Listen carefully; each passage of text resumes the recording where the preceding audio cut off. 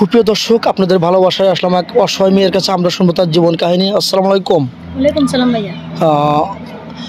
আপু, আপনার নামটা কি জানতে পারি? ভাই আমার নাম পাখি। আপনার নাম পাখি। আপনার হোম ডিস্ট্রিক্ট দেশের বাড়ি কোথায়? ভাই আমার দেশের সিরাজগঞ্জ। সিরাজগঞ্জ। ও আচ্ছা, আপনার ফ্যামিলি থেকে কে আছেন? আমার মা আর আমি আছি ভাই। আপনি, মা আর আপনি, আর কেউ নেই? জি না ভাইয়া। আপনার আব্বু? আমার আব্বু না, আমার আব্বু বিয়ে করছে। ও, আরেকটা বিয়ে করছে। আপনার কতটুকু বয়সে এই কাজ করছে?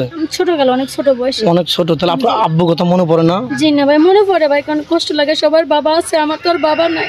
ও, সামনে দুটো ঈদ আছে, ঈদের ভিতরে রোজার মাসে আমরা তো মাইজি মানে যা পাই তাই খাইতেছি, শাক পাতার যা মেলে তাই খাই। ও, আজকে আপনি কি ভাত খাইছেন? আজকে ভাই ডাউল দেখাইছি ভাইয়া। শুধু ডাউল? জি ভাইয়া। তো রোজা কি ডাউল খেয়ে কি রোজা রাখা যায়? ভাই আল্লাহ যা মিলেছে তাই তো খাবো ভাই। আমার মা তো বাসায় কাজ করে খায় ভাই। ও, আর স্যার বেশি জোটানো সম্ভব না নাকি? জি না ভাইয়া।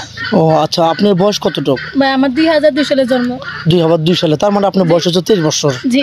আচ্ছা, যাই হোক, আপনি কি আসলে সহযোগিতা চাচ্ছেন না একটা মনের মানুষ চাচ্ছেন, না কোনটা? ভাই, আমি সহযোগিতা চাই না ভাই, আমি সাহায্য চাই না ভাই। আমি আমার মনের একটা মানুষ চাই।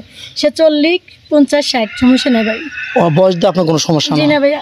সে যদি একটা বিবাহ আগে করে থাকছে বা তার ওয়াইফ মারা গেছে, এরকম ম্যান হলে সমস্যা নেই ভাই। সে যদি আমাকে নিয়ে খায় বা আমিও খাবো, তাকে নিয়ে খাবো, কোনো প্রবলেম নেই না? আমাকে যদি কষ্ট না দেয় ভাই, আমি একটা অসহায় গরিব মানুষ, এই জন্য ভাই আমার অনেক কষ্ট করে চলি ভাইয়া। আচ্ছা, আপনি কান্না করবেন না প্লিজ। আপনাকে আপনার যে শরীরে পোশাকটা দিচ্ছেন বা আপনার 3 পিস পরছেন, এটা কি আপনার? না জি না ভাই, এটা আমার আম্মু বেজে বাড়িতে কাজ করে বাড়ি চা নিয়ে আসছে। জি। ও, তাহলে খুবই কষ্ট আপনার না? অনেক করে। পড়াশোনা কি করছেন আপনি? এমনি পারি ভাই, মানে এমনি নাম টাম লিখতে পারি, অত কিছু বুঝি না। ও, আপনাকে যৌথ ফ্যামিলি পছন্দ না সিঙ্গেল ফ্যামিলি? ভাই আমার কাছে কি যে আমাকে সে ডাল ভাত খাও, সে যেমনই থাক সমস্যা না। আমার সিঙ্গেল আর মানে যেমনই থাক সমস্যা নেই।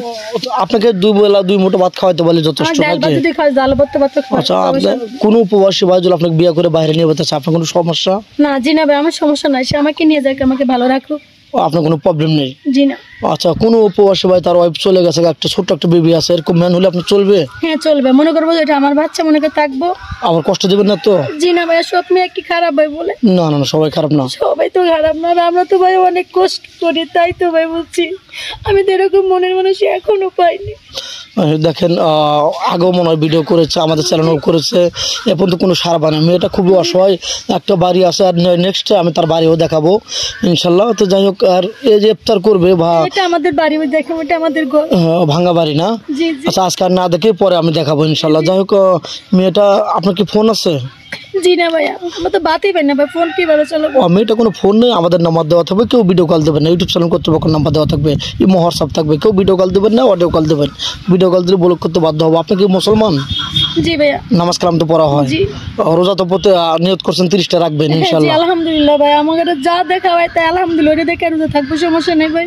ও আচ্ছা। কোনো ভাই যদি আমাকে বিয়ে করেন ভাই, আমি অনেক মানে ভালো হবে। আমার মাকে সেদিন দেখাশোনা করে, সেদিন আমার মাকে একটু দেখাশোনা করে, আর কিচ্ছু না ভাই।